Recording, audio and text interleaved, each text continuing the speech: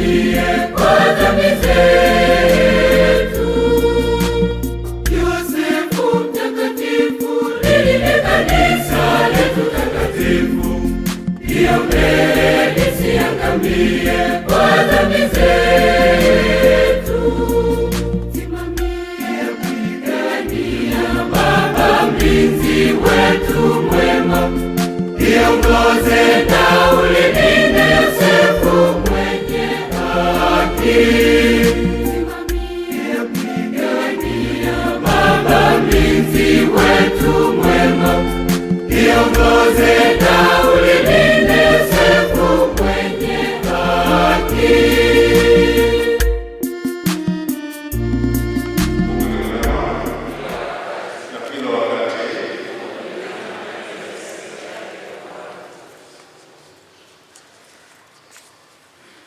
Atukuze Baba na Mwana na Roho Mtakatifu.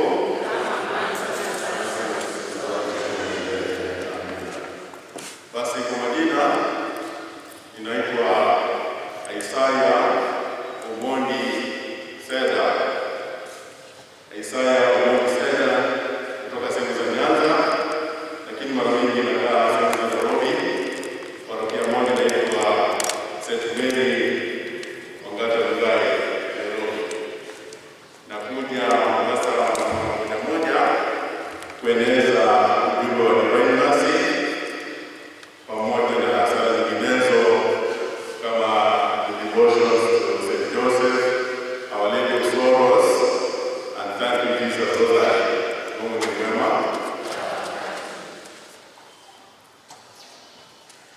2 weeks ago, kama mkimbizi kilosomita, nimekutana na mtu, tumeongea na yeye, amevaa barakoa, tukachana hivyo.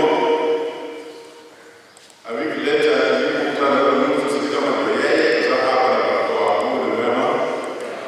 Mungu ni mwema. Sasa tunaona sio? Sisi pamoja. Yes. Tumsifu Yesu Kristo. Tunapoanza kukaa na kutafakari kuhusu Mtakatifu Yosefu, ningependa kuendelea just getting to our topic of the day, and the topic is that St. Joseph, the pillar of the family.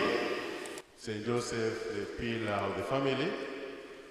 Tunajua kwamba katika wale ambao wamesoma kazi ya ujenzi, tunaifahamu sana kwamba ili nyumba isimame vizuri, tunahitaji strong pillars that will sustain the entire building from toppling over. Pia familia wakati hizi tunahitaji mfano wa kuigwa, a role model that you can imitate, we can emulate, we can follow his example, so that our family remain firm and strong and worthy of the societal transformation that is needed. So you say that in the family, which is the basic unit, united society needs a strong pillar. Familia zetu tunahitaji nguzo. We need a strong pillar that will enable wana familia tuishi kwa furaha, tuishi kwa upendo, tuishi maisha ya kuridhika. Mungu ni mwema. The pillar that the family can rely on is St. Joseph. Kwa nini St. Joseph? Kwa sababu Mtakatifu Yosefu ndiye alikuwa baba mlezi wa Yesu humu duniani. Tunajua kwamba Yesu anapozaliwa anaishi humu duniani for 33 years. But before that time, Joseph passes on. Na umewahi kujiuliza jina Joseph inamaanisha nini? Mungu ni mwema. The word Joseph. Unaona hiyo the word Joseph, eh? Si tunaiona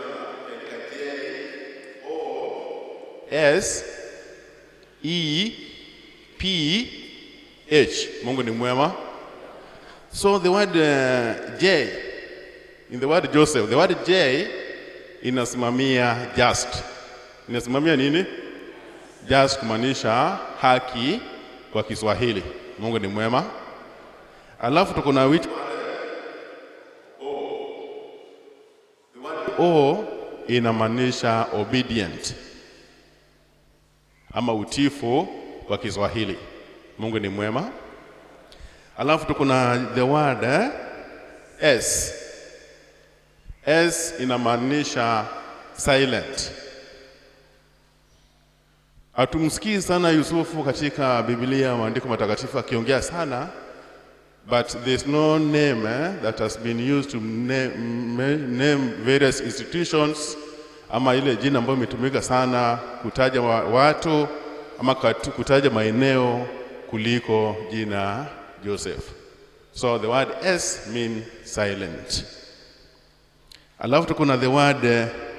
E inamaanisha excellent. The Lord is good. The Lord is good. And all the time. So the word E means excellent, ukamilifu. Yusufu alipenda ukamilifu. Chochote alipokuwa anashughulika nacho, alikuwa ni hakikisha kwamba he does his best. Then we have the word H. P. Yeah, P means purity. P means purity. Purity in Kiswahili is the usafi. Na ndio maana tunaona katika sanamu hii utaona amebeba lily. He is carrying a lily, a kind of flower. In some portraits tunaona Mtakatifu Yosefu akona lily kiasi. So the lily ama ile maua amebeba inamaanisha kwamba alipenda sana usafi, purity. Alafu H inamaanisha humility. Humility kwa Kiswahili ndio nini? Unyenyekevu. Mungu ni mwema na kila wakati. So tutamuiga namna gani? Atakuwa kwa nini Mtakatifu Yosefu alikuwa mfano wa kuiga katika familia? Why do we say that St. Joseph is the role model and ought to be the pillar of the Christian families in the world, the entire world? La kwanza ni kwamba Mtakatifu Yosefu alikuwa mtiifu vile tumesema katika his acronym. The acronym JOSEPH. O maanisha obedient. Mtakatifu Yosefu alikuwa mtiifu. Alikuwa mtiifu sana kufuata maagizo Mungu alikuwa anamueleza kupitia watumishi wake, the holy angels.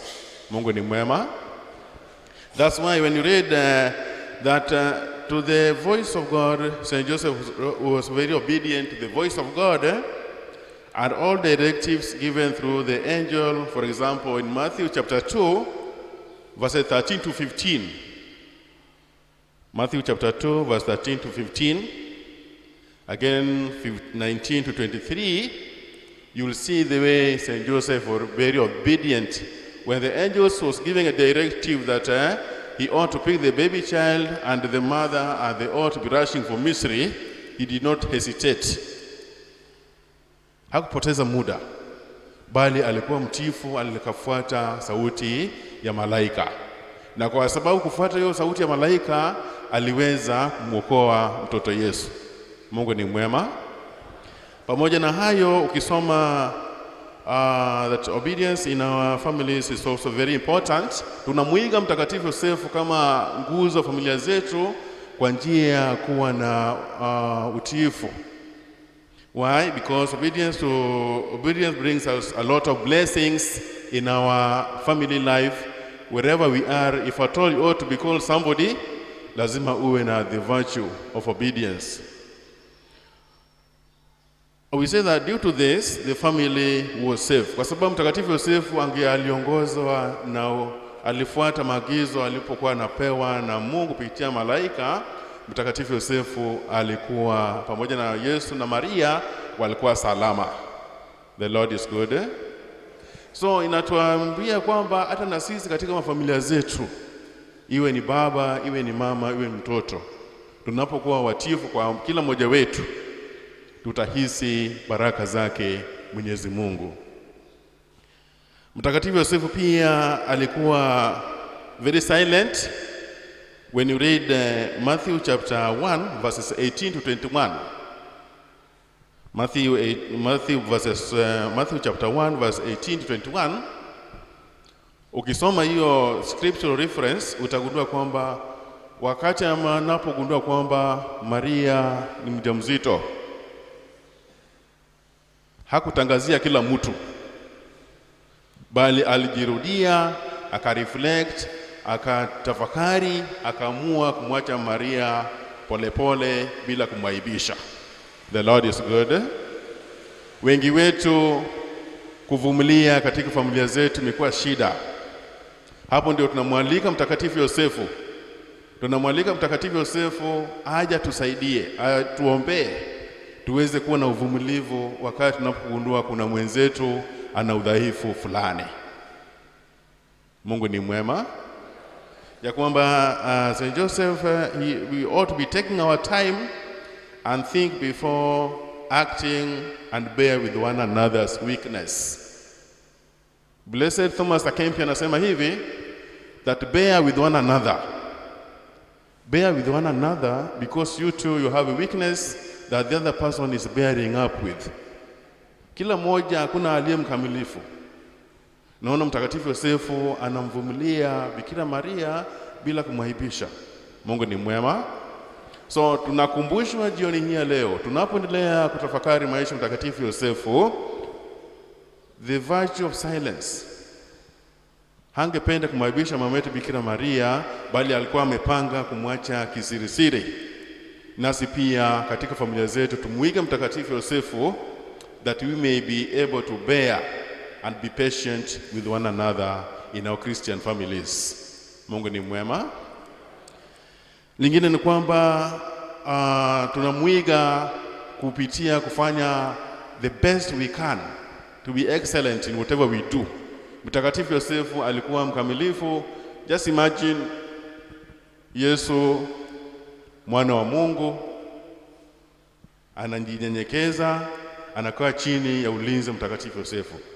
Mtakatifu Yosefu ndio huyo anapata wageni, kuna kidogo malaika wameingia, kidogo mamajusi wameingia. So it was really a blessed family. But he was not proud anyway. Tunakumbushwa tuweze kuwa na unyenyekevu katika familia zetu kwa kuiga Mtakatifu Yosefu. The Lord is good. So as Joseph did, today's fathers must not forget that the responsibility for keeping their families in God's plan falls on them. Vile Mtakatifu Yosefu aliwajibika vilivyo kulinda familia takatifu. Katika familia zetu, mababa, tunakumbushwa ya kwamba kuelekeza hii familia ilekee kwa Mungu. Vile Mtakatifu Yosefu ni jukumu letu. It is our responsibility. Tuongoze familia zetu waweze kutambua kwamba Mungu anawapenda, Mungu anatulinda, Mungu atatuprovide. He is going to provide for all our needs. So let's not forget that to lead the family in the God's way falls mainly on our fathers and the role model of Saint Joseph. Lingine ni kwamba as Joseph, when he was with Jesus, the child Jesus felt confident and secure. Tunaona kwamba Mtakatifu Yosefu, katika hiyo picha tunaona amebeba mtoto Yesu. Kule kubeba kwake mtoto Yesu, the child feel confident and very secure. The Lord is good. Pengine wewe ni baba, mtoto wakikuona unaingia umekuja. You are very wild. You are terrorizing the whole house. Children don't know what to do. Let's learn from Saint Joseph that we build confidence in our children. Let them feel secure. Wacha wajisikie nyumbani. Baba ameingia, mtoto anakuja anakulaki. Unamkumbatia, anajisikia kwamba baba ananilea, baba ananipenda, baba ananijali. So kama baba, tumfuate Mtakatifu Yosefu iwe nguzo wa familia zetu. Ya kwamba mtoto asiwe anauoga. Ukifika nyumbani kila mtu anatoroka, ni kama shetani ndiye ameingia. Bali wacha tuwe zawadi. Wacha huyo mtoto ajisikie nyumbani, ya kwamba baba amerudi kutoka kazi, anakuja kukulaki, anaukaribisha, anafurahi, anajisikia kweli anapendwa na anahitajika katika hiyo nyumba. Lingine ni kwamba since we need St. Joseph as the pillar in the family, let's welcome him in our families and talk to him through prayer that he may continue to intercede for us and be our provider and sustainer.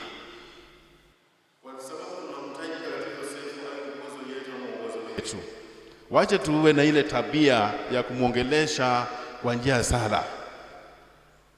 That you go to Joseph through prayers. You have the chaplet of St. Joseph. I believe tumesali rosari ya St. Joseph.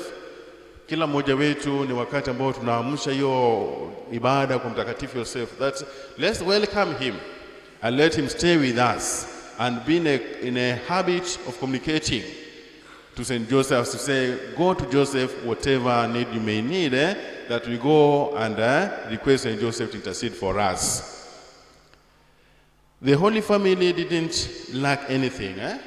Familia takatifu hawakuwa wamekosa chochote, because Joseph was always there. They did not lack anything because St. Joseph was always there. Familia yetu pia, wewe mama kwa hapa, pengine baba yuko, ni jukumu letu. Tukirudi nyumbani, tukumbushane baba anastahili ajijue vizuri, na tujue kwamba tumwalike Yosefu, tusikae pale peke yetu. Let us live and pray to St. Joseph every now and then, and he will be there to intercede for us. Mungu ni mwema. Lingine ni kwamba as Joseph ensured a good relationship with God, in our families too, fathers, let's lead our families to be in a better relationship with God. Mtakatifu Yosefu alijaribu juu chini kuhakikisha kwamba familia yake walikuwa na uelewano. There was a link between the Holy Family and the Heavenly Family. Nasi pia pitia maombezi yake Mtakatifu Yosefu, let us do our best. Babu, katika ile familia, ensure that you do your best, that uwe na uhusiano mwema kati ya family Jerusalem, Heavenly Jerusalem, together with our family, that there's a link, kuna uhusiano mwema kati ya familia yangu na ule na Mungu wetu. Mungu ni mwema. How do we do this? Nimeenda kwa jumuiya fulani, nikapata nyumba imegawanyishwa, the four walls, ukuta ine watu wamegawanyika. Wall number 1, wall number 2 ni ya mama. Wall number 3, wall number 4 ya baba. Baba katika hiyo dhehebu ingine, mama katika hiyo dhehebu ingine. Chochote mama amekuja nayo kutoka katika ile dhehebu yake, anaweka wall number 1, wall number 2. Chochote baba ametoa nayo from ile dhehebu lingine, anaweka wall 3 and wall 4. Mungu ni mwema. Hiyo haisaidii sana, lakini as baba lazima nijue kwamba how do we ensure that we lead our family to be in a good relationship with our God. One, by leading sacramental life. By living a sacramental life. Sacramental life inamaanisha kwamba baba anapokea Ekaristi, mama anapokea Ekaristi, watoto wanaongoza salama, maisha sala pale nyumbani iko thabiti. The Lord is good. Mungu ni mwema na kila wakati. La pili ni kwamba tuhakikishe tuna mafamilia, tuna mabai. Most of us we rush to get to the news, kusikiza news habari saa 1 imefika, zora hapo saa 1:30, saa 3 tunasikia news, lakini we don't get anything from the office of Jesus Christ by reading the Bible. Tuko hapa iwe changamoto kwetu, tutafute njia kuelekeza familia yangu kwa Mungu, niongoze kwa sacramental life, mpende Mtakatifu Yosefu kila wakati, muelekee kwa maombi. Lingine pia niwe na Biblia pale nyumbani. Baba, ongoza sana wakati tunapokula, na pia tuwe na altari nyumbani kwetu. Mungu ni mwema na kila wakati. Yeah, the altar is whereby we have the common priesthood. Common priesthood is whereby I and you, we lay people, we take time and offer sacrifice of thanksgiving to our God. Unakaa pale, unatoa sala zako za shukrani, za sifa kwa Mungu wetu. Mungu ni mwema. So nikielekea kumalizia, we are invited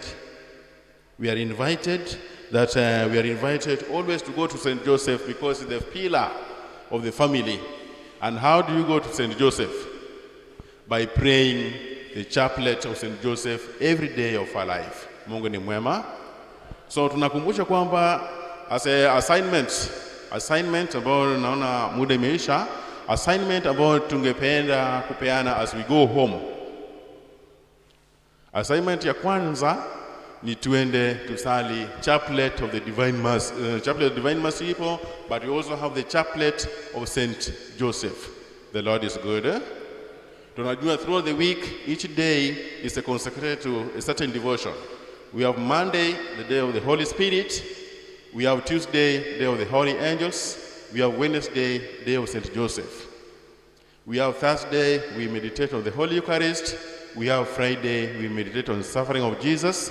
And we have the Saturday, day of Mother Mary. Mungu ni mwema na kila wakati. So what we are going to do, najua kila mmoja wetu tuna chaplet ya St. Joseph. Si kila mmoja konayo? Mungu ni mwema. Kila mmoja na chaplet ya St. Joseph, eh? Okay, sasa kama hatuna, I believe lazima uwe na mtu mmoja konayo. Hebu tuitoe. Toa chaplet ya St. Joseph.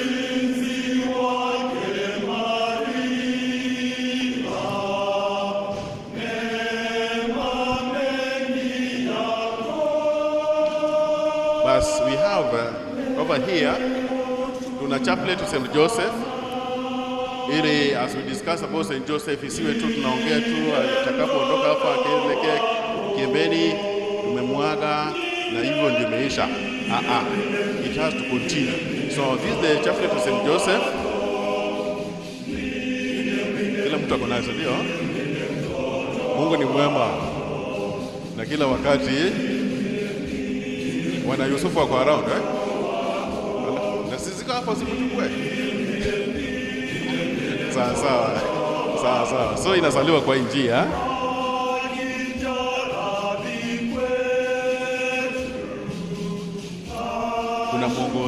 Kuna mwongozo wa sala Mtakatifu Yosefu. Kwa hii mwongozo iko hapa. Ukisha katika medali, kiteke medali tutarudia, utasema hivi. Kwa medali sema, Mungu uje utusaidie. Tuseme hivyo. Bwana utusaidie hima. Ukitoka hapo unakuja katika hiyo punje ya zambarau. Utasema hivi: asifiwe na abarikiwe Yesu, Maria na Yosefu. Asifiwe na abarikiwe Yesu, Maria na Yosefu. Asifiwe na abarikiwe Yesu, Maria na Yosefu. Utasema tu mara moja, sawa? Baada ya kusema mara moja, unakuja katika punje nyeupe. Katika punje nyeupe utaanza kutafakari matendo la kwanza, tendo la furaha, ambayo inasema kwamba malaika anampasha habari kwamba malaika anampasha habari Maria kwamba atakuwa mama wa mkombozi. Hiyo tendo la kwanza. Baada ya tendo la kwanza unasema salamu Maria mara mbili. Baada ya salamu Maria mara mbili unakuja katika hizi punje tatu ya zambarau na unasema asifiwe na abarikiwe Yesu, Maria na Yosefu. Tuseme hivyo. Asifiwe na barikiwe Yesu, Maria na Yosefu. Asifiwe na barikiwe Yesu, Maria na Yosefu. Ukishaenda mara 3 unafika katika punje nyeupe. Katika punje la nyeupe unatafakari tendo la pili. Mungu ni mwema. Baada ya tendo la pili unasema salamu Maria 2, tena unaendelea mara 3 ukisema asifiwe na barikiwe Yesu, Maria na Yosefu. Tuseme hivyo. Asifiwe na barikiwe Yesu, Maria na Yosefu. Asifiwe na barikiwe Yesu, Maria na Yosefu. Ukishasali mara 3 umeingia punje tendo la ngapi? Tendo la 3. Bikira Maria, Yesu anazaliwa katika Betlehemu. Salamu Maria 2, unaendelea mara 3. Asifiwe na barikiwe Yesu, Maria na Yosefu. Itaendelea hivyo umalize punje, utamaliza matendo ya furaha. Baada ya matendo ya furaha unaingia matendo ya uchungu. Baada ya matendo ya uchungu unaingia matendo ya utukufu. Mungu ni mwema. Ukishamaliza matendo ya uchungu ya utukufu, utuombee Mtakatifu Yosefu tujaliwe ahadi za Kristo. Alafu tunamaliza kwa hii sala, tutarudia. Mungu ambaye umemchagua Mtakatifu Yosefu kutoka milele yote kwa huduma ya mwanao wako wa milele na mama yake aliyebarikiwa, na kumfanya astahili kuwa mwenzi wa bikira huyo mbarikiwa na baba mlezi wa mwanao, tunakusihi kupitia huduma zote alizotoa kwa Yesu na Mariamu hapa duniani, kwamba utatufanya tustahili maombezi yake na utupe furaha ya ushirika wake mbinguni kupitia Kristo Bwana wetu. Amina. Hiyo ndio sala ya mwisho. So baada ya hiyo sala ya mwisho unaongeza sala zako ukimweleza Mtakatifu Yosefu whatever you may be in need in your life. Mungu ni mwema. Pengine nikishamaliza kama kuna mtu atahitaji nakala tunaweza kutana pale nje. Mungu ni mwema. La pili, the children, the first assignment. Hiyo ilikuwa first assignment. Tutoke hapa tuende tusali chaplet of St. Joseph. La pili ni kwamba vile tuliambiwa na sister moja pale sehemu ya Kongowea tulipokuwa wanakabidhi statue St. Joseph kwa parokia Mtopanga, alituambia kwamba throughout this year, and not only this year, from this year henceforth, wengi tunapata kazi ngumu kulea ama kusaidia watoto ambao sio wetu. Mungu ni mwema. Ama ni rahisi? Si ngumu sana.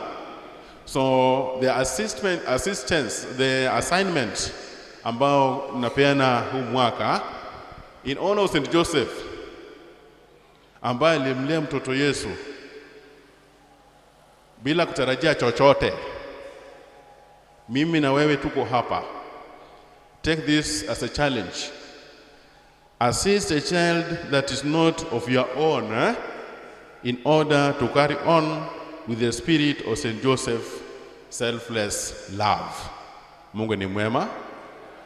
If you want really to honor St. Joseph this year, not only this year, but as we carry along, as I talk to you today, I am here, and St. Joseph did a greater contribution in my academic life.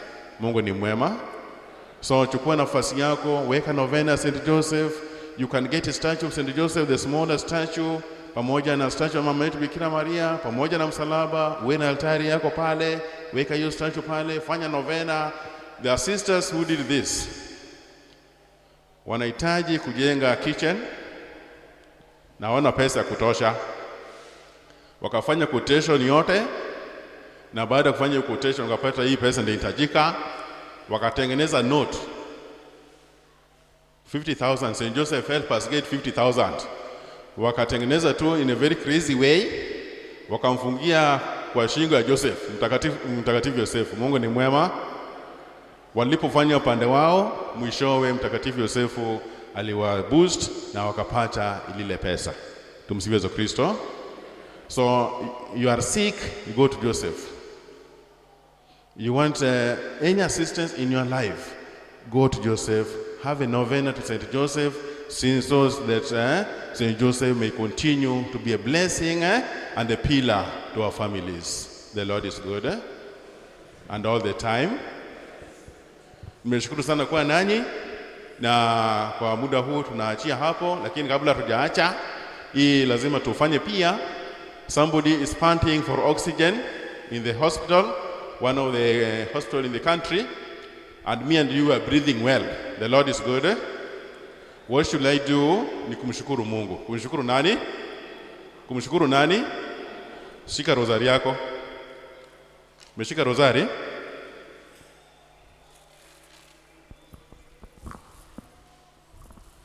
Hapa mikononi mwangu nina rosari ya shukrani. Nina rosari ya shukrani, na ukitoka hapa chukue nafasi yako uweze kumshukuru Mungu. Mungu ni mwema. Unasali rosari kwa hii njia. Ukishafanya ishara msalaba, utasema hivi, tutarudia: Yesu wangu, ninataka kukushukuru kwa sababu ya yale ulionitendea. Ninataka kukushukuru kwa sababu ya yale unayonitendea saa hii. Ninataka kukushukuru kwa sababu ya yale utakayonitendea. Ninataka kukushukuru kwa sababu ya mateso yako hadi kifo chako msalabani kwa ajili yangu. Ninataka kukushukuru kwa sababu ya zawadi ya Ekaristi takatifu. Amina. Ukitoka hapo unakuja katika ipunje ya baba yetu. Uko hapo katika ipunje ya baba yetu utasema asante Yesu. Tuseme hivyo. Ukitoka hivyo utakuja katika hizi tatu na useme asante Yesu mara 3. Hebu twende pamoja. Asante Yesu, asante Yesu, asante Yesu. Ukifika pale unasema asante Yesu pamoja. Alafu nakuja hapa 10, sawa sawa. Sasa tunataka kumweleza Yesu asante kwake mara 10, kwa sababu mimi na wewe tunapumua bila usumbufu wote saa hii. Mungu ni mwema.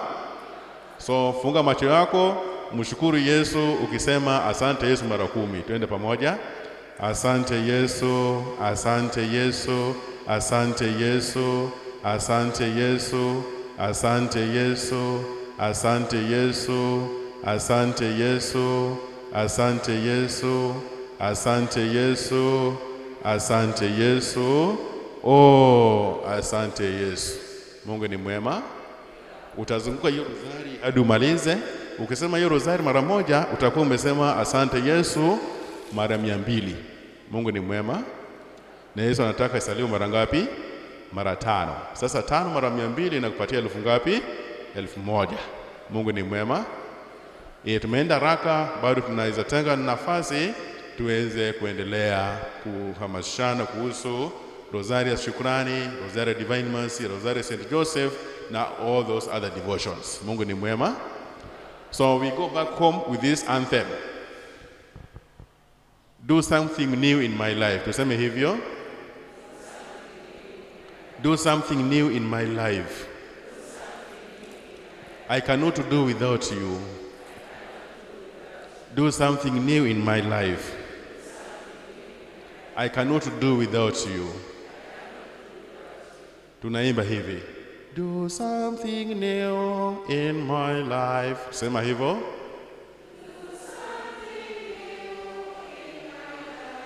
Something new in my life. something new in my life. Jesus. Sasa tutaimba mara mbili, sawa sawa? The first one, Jesus. The second one, Jesus. 1, 2, 3. Do something new in my life. Something new in my life. Something new in my life. Jesus. Do something new in my life. Something new in my life. Something new in my life. Jesus. I cannot do without you. 20. Cannot do without you. Cannot do without you. Cannot do without you. Jesus. I cannot do without you. Cannot do without you. Cannot do without you. Jesus. Fanya kitu kipya maishani mwangu. Twende. Fanya kitu kipya maishani mwangu. Fanya kitu kipya maishani mwangu. Fanya kitu kipya maishani mwangu. Yesu. Fanya kitu kipya maishani mwangu. Fanya kitu kipya maishani mwangu. Fanya kitu kipya maishani mwangu. Yesu. Bila wewe mimi siwezi. Twende. Bila wewe mimi siwezi. Bila wewe mimi siwezi. Bila wewe mimi siwezi. Yesu. Bila wewe mimi siwezi. Bila wewe mimi siwezi. Bila wewe mimi siwezi. Yesu. So may St. Joseph remain our pillar, and without Jesus, together the whole family, we want to be able to make it to acquire holiness. Mungu ni mwema. Naomba tusimame.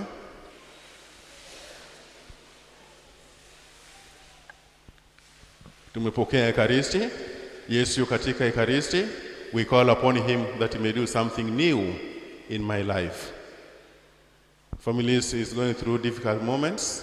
May Jesus come and do something new in our families. So we are going to sing it twice in English and twice in Kiswahili. Mungu ni mwema na kila wakati. So tuamini Yesu yu pamoja nasi. Tunaweka mikono yetu kifuani petu. Tufunge macho yetu. What is this new thing that I'd like Jesus to do for you? May we call upon Jesus that may come and do something new in my life as we sing together. 1, 2, 3. Do something new in my life. Something new in my life. Something new in my life. Jesus. Do something new in my life. Something new in my life. Something new in my life. Jesus. I cannot do without you. Cannot do without you. Cannot do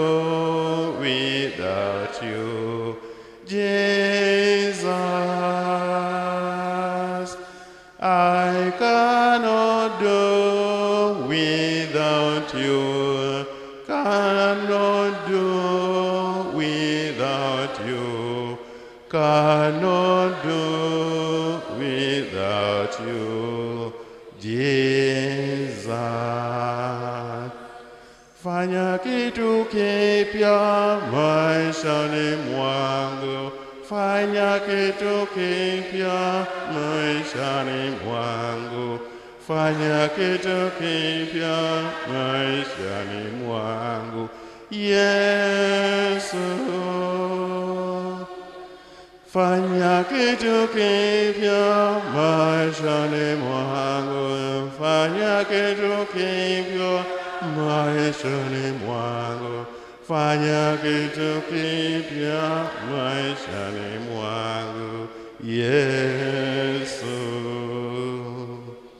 Bila wewe mimi siwezi, bila wewe mimi siwezi, bila wewe mimi siwezi, Yesu. Bila wewe mimi siwezi, bila wewe mimi siwezi, bila wewe mimi siwezi, Yesu. Atukuze Baba na Mwana na Roho Mtakatifu. Atukuze Baba na Mwana na Roho Mtakatifu. Bikira Maria, msaada wa Kristo, utuombe. Mtakatifu Yosefu, Mtakatifu Yakobo, watakatifu wote kwa Mwenyezi Mungu, tuombe. Kwa jina la Baba na Mwana na Roho Mtakatifu, amina. Tumsifu Yesu Kristo. Naomba tuketi.